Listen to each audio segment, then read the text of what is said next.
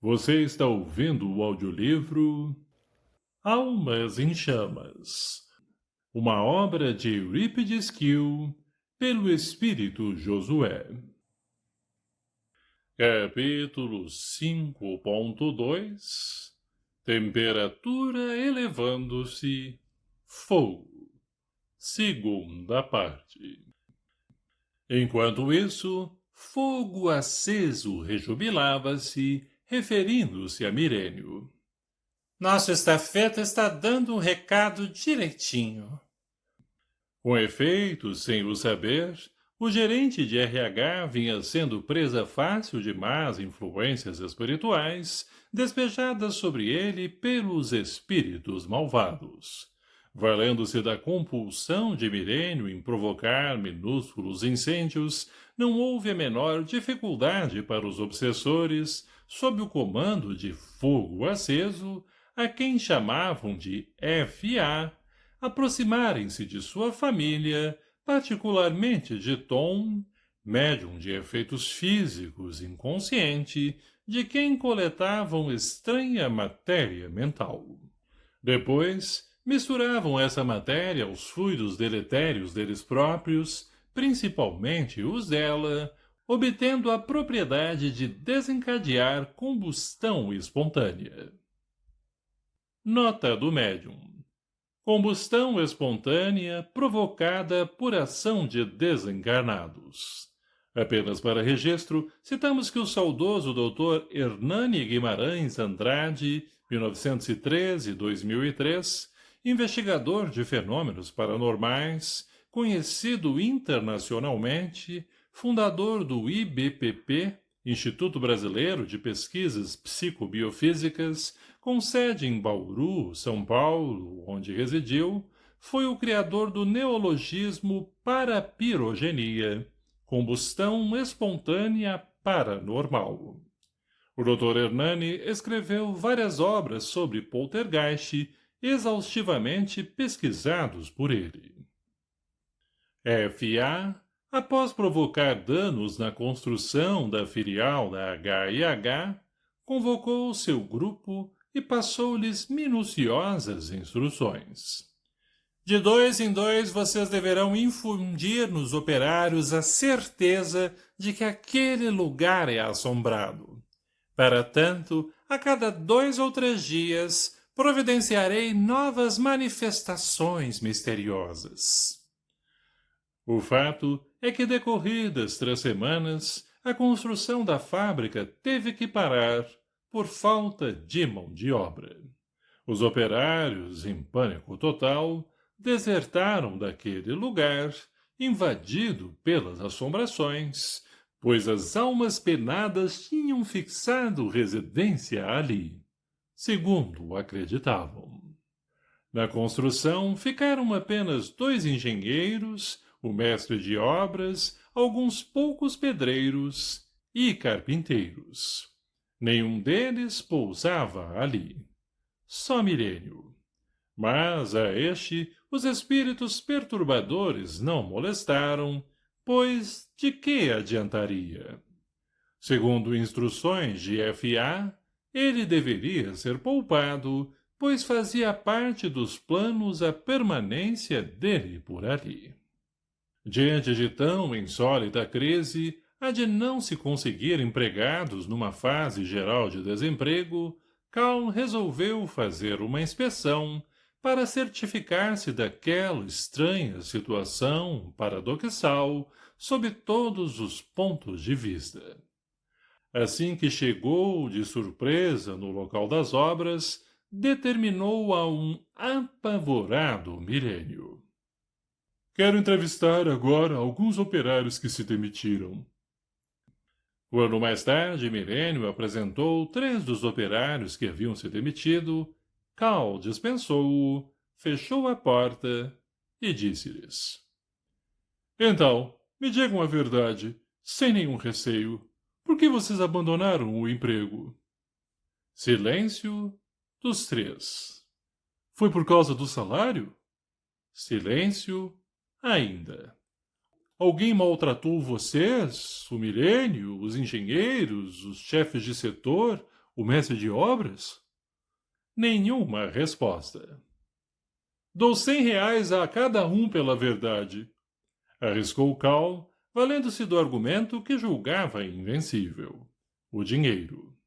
Pegou 3 notas e colocou-as em frente aos homens. Para sua surpresa, os operários se levantaram e fizeram menção de se retirar, sequer olhando para as 3 notas sobre a mesa. Raramente em toda a sua vida, Cal estivera em igual situação. Ele, presidente da poderosa H&H, vencido por simples operários. Desconcertado, sem conseguir compor o raciocínio, emergiu no grande executivo o primitivo instinto de sobrevivência. Captou que algo terrível ocultava-se sobre a construção, a ponto de imunizar pobres contra o dinheiro. As notas novinhas, ainda sobre a mesa, eram testemunhas mudas daquela sombria ameaça realidade. Percebendo que ali estava em inapelável inferioridade, de súbito temeu que seu sonho da grande filial explodisse em fracasso. Aí, então, só aí, despontou nele o maravilhoso recurso da comunicação humana, espírito a espírito, sem quaisquer molduras ou peias sociais. Não conseguindo impedir grossas lágrimas de existência jamais suspeitada, colocou a mão no ombro de um operário. — Pelo amor de Deus, contem-me o que está acontecendo! Os homens entreolharam-se atônitos. Rudes, mas sinceros em suas concepções existenciais, não tiveram a menor dificuldade em dar a palavra aos seus corações. Palavras, aliás, desobedientes à ortografia, ou melhor, à ortofonia, mas emolduradas 100% de sinceridade, que rogamos aos leitores perdoar a reprodução no original. Disse Ananias: O senhor não a repara, seu doutor, mas nós não temos nada contra o senhor, não, senhor, nem contra ninguém daqui da obra. O problema é que... Gaguejou. Antônio, outro pedreiro, tomou coragem. Nós não queria deixar o emprego, nós temos mulher e filho, precisamos do salário, mas não dá para lutar contra o capeta. Como é? Altamiro, o terceiro homem, complementou. Aquela obra está empenhada para umas almas do purgatório e outras do inferno. Cal estava perplexo, sem entender. Aduziu Ananias, agora desenvolto, mas antes fazendo o sinal da cruz. É isso mesmo. Então o senhor não ficou sabendo as coisas que se sucederam aqui? Mentiu Cal, incentivando-os. Mais ou menos. Contem-me, por favor, que coisas foram essas. Quero saber se o que sei é a verdade. Primeiro, os material do almoxarifado caiu sozinho das prateleiras. Depois o incêndio também pegou fogo sozinho lá dentro. E tudo isso sem ninguém lá. Era de madrugada.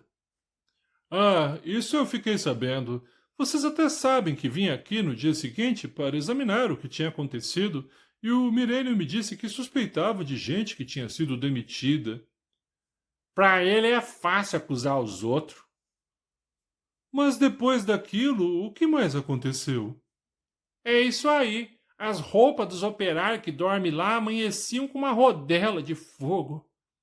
Como assim, rodela de fogo? Pois é, o fogo não chegava a furar a carça, mas a mancha era igual àquelas do ferro de passar roupa, quando fica parado mais do que deve.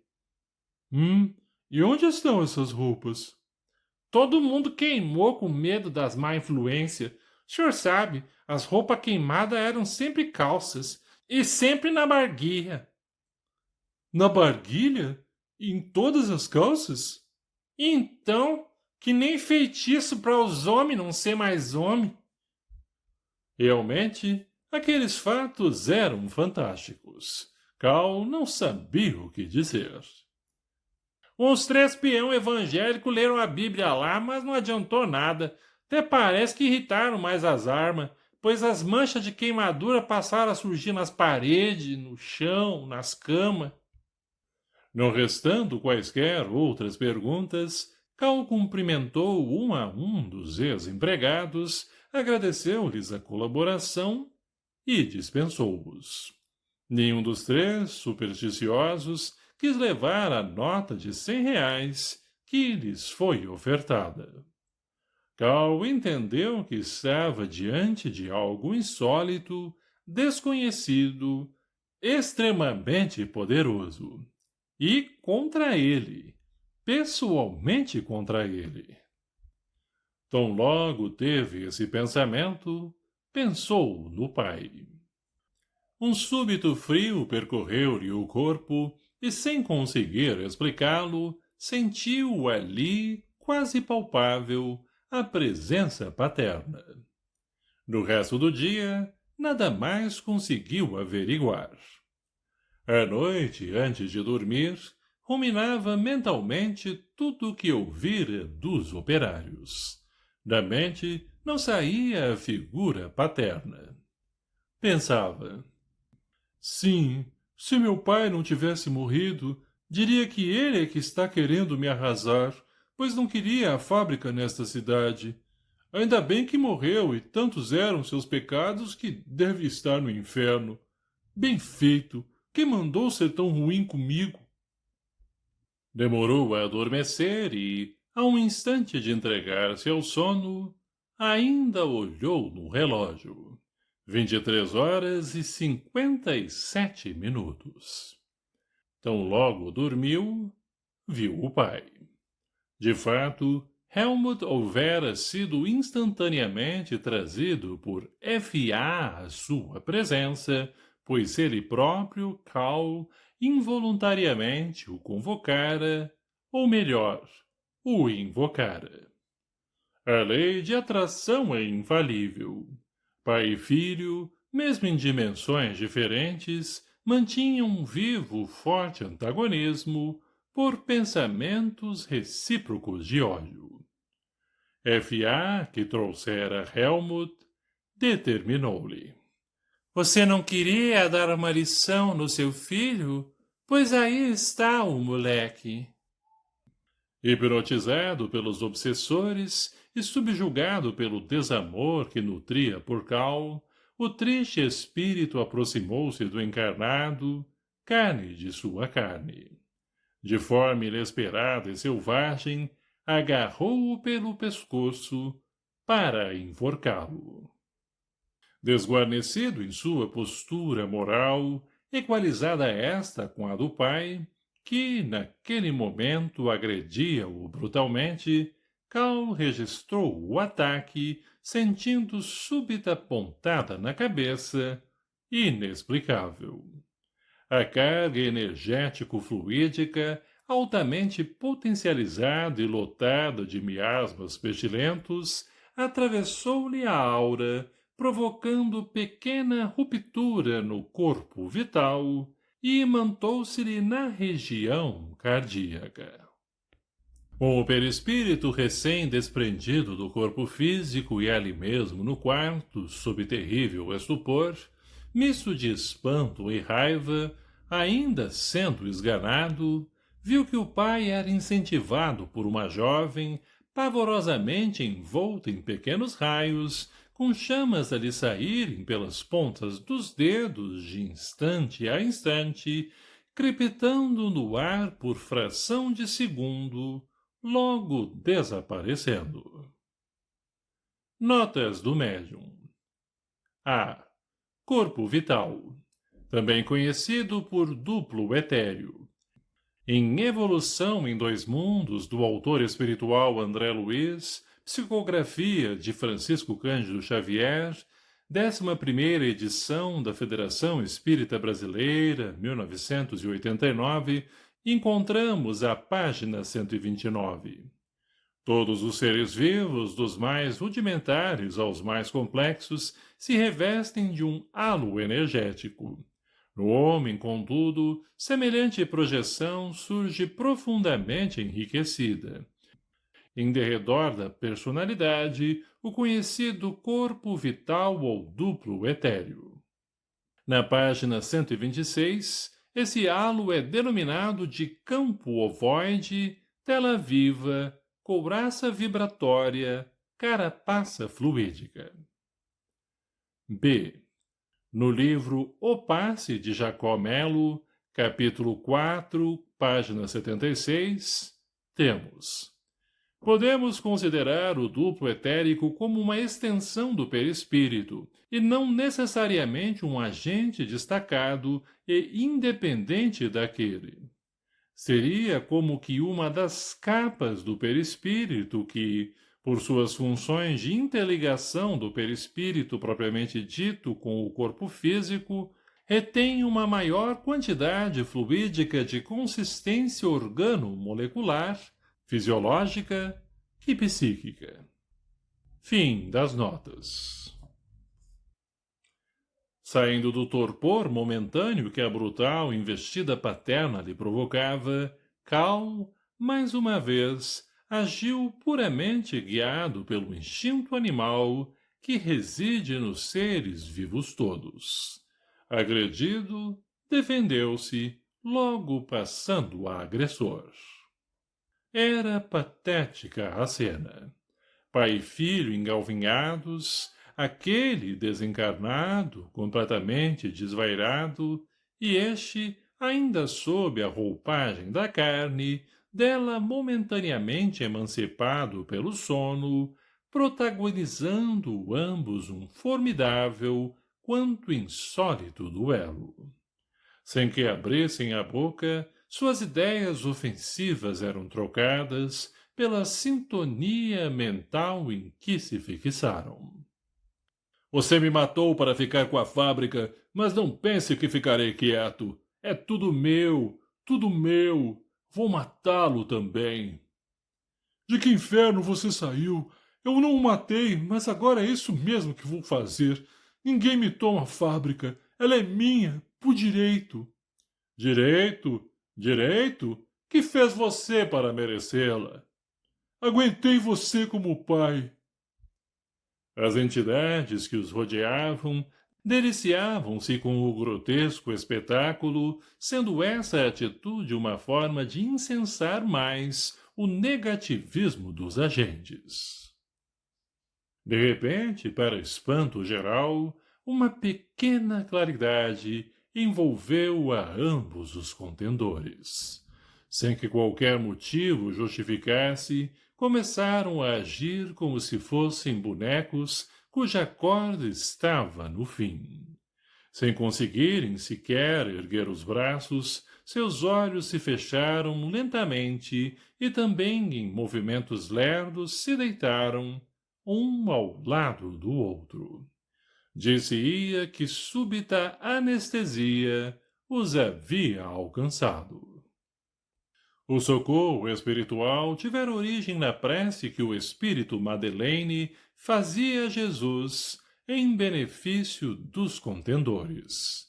Tinha sido fortemente atraída para junto de Helmut e Karl, aos quais amava, um como ex-cônjuge e ao outro como filho querido. Vendo-os digladiar, seu coração encheu-se de tristeza e compaixão.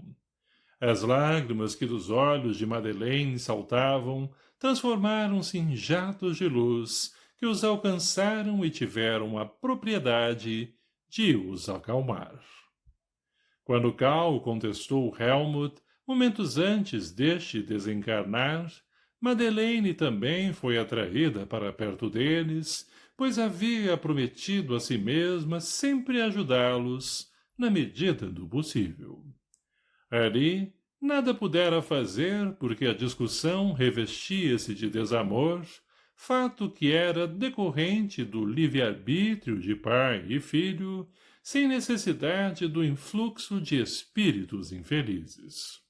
O que faziam era responsabilidade exclusiva deles, e assim não cabia interferência direta, a não ser pela oração, cujos efeitos, no caso, impediram. Aliás, Madeleine, mesmo antes de reencarnar, compromissara-se a unir-se conjugalmente com Helmut, sendo pré-estabelecido um programa reencarnatório para o casal, onde ela seria a âncora de equilíbrio para ele e o filho, Carl, que de longa data vinham se odiando. De Helmut seria a conselheira sensata, induzindo-o a bem empregar a fortuna que lhe seria emprestada por Deus. Já Carl pacificaria-lhe a alma, sendo anteparo às agressões do pai, com isso substituindo as investidas do ódio recíproco por uma união fraternal entre eles. E isso fizera durante toda a duração do seu convívio familiar com eles. Implorava Helmut que fosse caridoso, que repartisse a tremenda fortuna que detinha. Também pedia a ele que tratasse ao filho com mais amor, com mais tolerância, pois Carl, na verdade, era mais valioso ao seu coração que todo o dinheiro que possuíam. Quanto a Carl, constantemente aconselhava-o a respeitar o pai, evidenciando as virtudes paternas que, infelizmente, eram mesmo poucas. Ambos, Helmut e Carl, desperdiçaram tão sublime oportunidade. Não tardou e os espíritos infelizes entenderam o que estava acontecendo. Novamente aqueles focos de luz, vindos não sabiam de onde, contrapunham-se às pequenas chamas que evolavam de F.A., impedindo-lhes de usufruir os lucros espúrios de suas nefastas atividades obsessoras. Não era a primeira nem a 10ª vez que isso acontecia, frustrando o grupo de F.A., que se dedicava muito em aproximar-se de desencarnados, necessariamente riquíssimos quando tinham corpo físico, agora incentivando-lhes guerra de ódios contra os sucessores. Os espíritos que compunham aquele grupo eram de pessoas que, quando encarnadas, igualmente tinham possuído imensas fortunas, algumas dilapidadas por parentes ou sócios desonestos, e outras, como herança, causado dissensões terríveis e até crimes entre os herdeiros.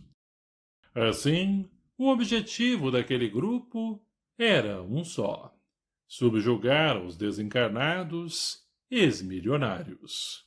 Tão logo lhes impunha domínio hipnótico espiritual, escravizando-os inapelavelmente, obrigava-os a executar tarefas de grandes perturbações junto aos herdeiros, quase sempre invigilantes também. Como resultado, vendo sólidos impérios financeiros ruírem, os componentes do grupo sentiam-se realizados. Essa atividade era tremendamente facilitada ao grupo de F.A., pois poucos ricos empregam a benefício do próximo o empréstimo que vem de Deus. A quantos ainda na carne almejam fortuna, deveria ecoar a advertência de Jesus, registrada por Mateus, capítulo 19, versículo 24. É mais fácil passar um camelo pelo fundo de uma agulha do que entrar um rico no reino de Deus.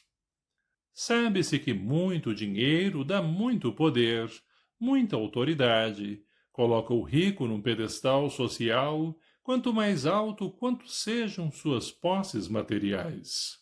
E o Espiritismo demonstra, com solidez lógica que, em contrapartida, porém, acrescenta-lhe toneladas de responsabilidade quanto a um emprego que faça do ouro. Não que o dinheiro seja ruim.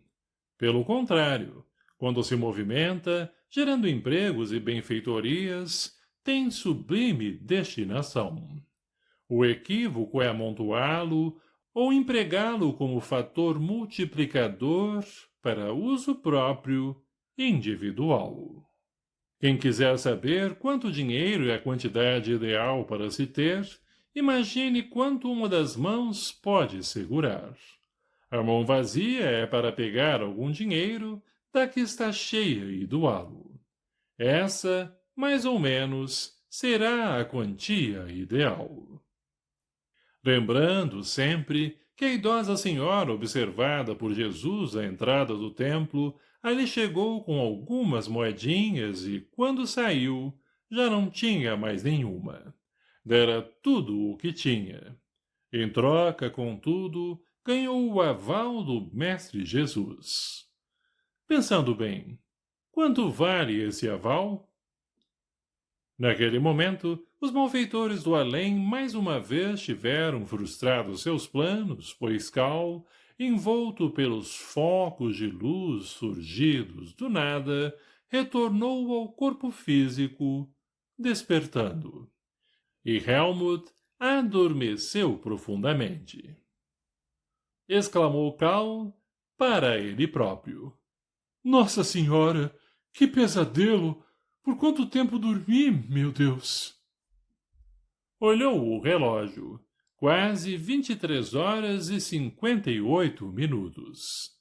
Lembrou-se do terrível sonho. Papai queria me matar. Estava com uma quadrilha. Não, não pode ser. Ele está morto. Parece que vi mamãe rezando. Mas ela está morta também. Certamente que foi impressão, pois acabei de olhar as horas e não se passaram nem 50 segundos. Nota do médium. O tempo na espiritualidade não se rege pelas medidas terrenas. Em Narrações do Infinito, de Camille Flammarion, sexta edição, Federação Espírita Brasileira, página 25, encontramos: a noção do tempo é essencialmente relativa, e a medida da sua duração nada tem de real, nem de absoluta, separada do globo terrestre. Bem mais tarde, adormeceu, sem sobressaltos. Na manhã seguinte, prosseguiu nas investigações. Convocou os 2 engenheiros que prestavam serviços na construção. De início, entrevistou o Marcos. Diga-me, Marcos, o que você sabe sobre o que está acontecendo? Pouco, Dr. Cal. A ignorância desse povo não tem limites. Veja só, imaginam que almas do outro mundo se mudaram para o canteiro de obras. E você, o que pensa disso tudo? Para falar a verdade, não acredito nessas baboseiras. Imagino que algum peão da obra aprontou essas maldades. Mas a polícia investigou tudo e não encontrou nenhum suspeito. Não há crime perfeito, Dr. Cal. O que há é investigação mal feita. Brincou Marcos, parafraseando o folclórico detetive Sherlock Holmes, criação imortal de Sir Arthur Conan Doyle, o famoso romancista inglês. Elementar, meu caro Watson, retrucou Cal, complementando o bordão do legendário detetive amador. Ambos, assim, deixavam claro que acreditavam em vandalismo. Dispensando Marcos, Cal convocou o Evaldo, o engenheiro hidráulico. Diga-me, o que você pensa desses problemas na obra? Vou ser direto. Embora não seja fácil comprovar, esses problemas têm a característica de acontecimentos provocados por espíritos perturbadores. Claro que são espíritos perturbadores, mas quem são eles? Aí está a dificuldade a que me referi. Não será fácil identificá-los, pois agem sempre mando. Então você acha que estamos sendo vítimas de uma quadrilha? Antes de Evaldo responder, Cal deu um murro na mesa e exclamou. É isso, deve ser isso. Algum concorrente está por trás disso para prejudicar a H&H. Deu outra pancada na mesa e reconsiderou. Ou, quem sabe, talvez seja alguém interessado em tirar a fábrica daqui e levá-la para a sua cidade ou estado. Vamos acionar a polícia. Usando a pausa que se fez, Evaldo explicou. Não me refiro a encarnados. Como assim? Quando citei bando, referia-me a agrupamentos de espíritos infelizes, já sem o corpo físico, mortos, como se diz, empenhados em prejudicar alguém. Quadrilha de mortos? Você está brincando? Não, senhor. Mortos para o plano material, mas vivos em espírito, já que Deus nos criou para a eternidade. Espere um pouquinho. Deixe-me ver se eu estou entendendo o que você está dizendo. Um grupo de mortos, todos bandidos, isto é, mal intencionados, se juntaram para me prejudicar? Literalmente, sim. E o que o levou a imaginar esse disparate? Não é disparate. Fatos não podem ser desmentidos apenas com argumentos, e sim com explicações lógicas. Vários acontecimentos interligados levaram-me a deduzir que é muito provável que o senhor esteja na mira de algum inimigo desencarnado. Eu? Eu?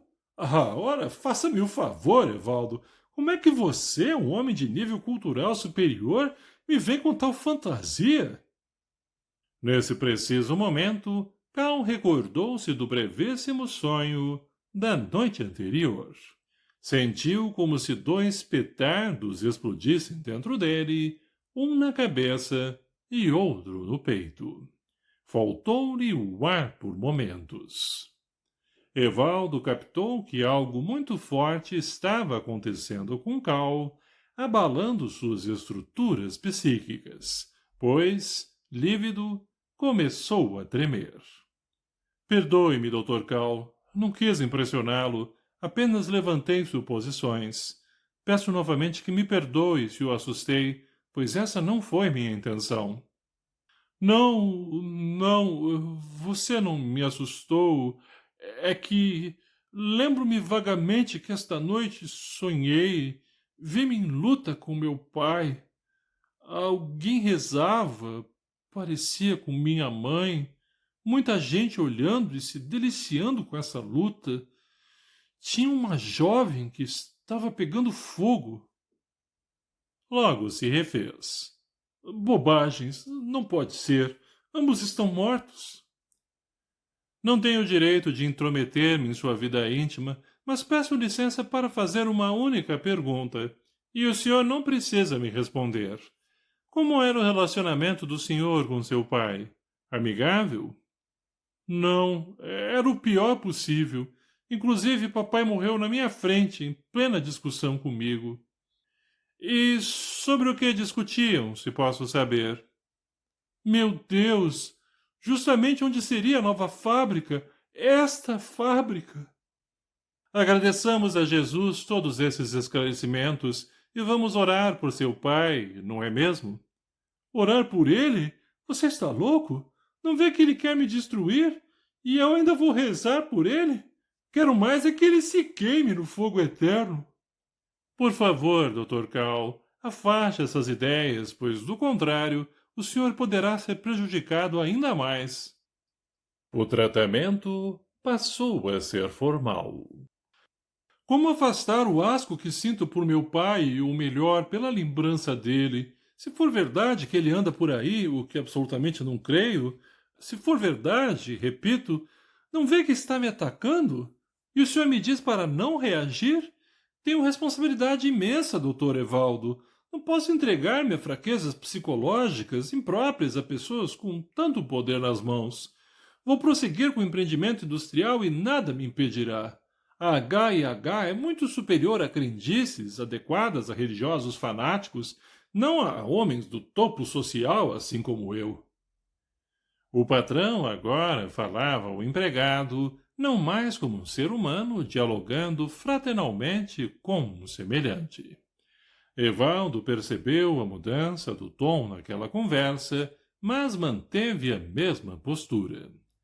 Com todo respeito, Falei com o senhor como amigo, como cristão, não como religioso fanático. No caso do senhor, iguais a tantos outros pelo mundo, só há uma solução: o perdão. Muito bem, perdoo todo mundo, mas vou defender o que é meu. O tom era de superioridade. Encerrou a entrevista. O senhor está liberado. Pode voltar à obra. Não havia como contestar. Evaldo despediu-se e retirou-se. O resto do dia, Cal passou-o fervendo de ódio contra inimigos deste ou do outro mundo, ou de onde for, conforme remoía no pensamento. Olá, pessoal! Curtam o vídeo para sabermos que gostaram e não esqueçam de se inscrever no canal e compartilhar com familiares, amigos e conhecidos. Que Deus abençoe a todos. Obrigado.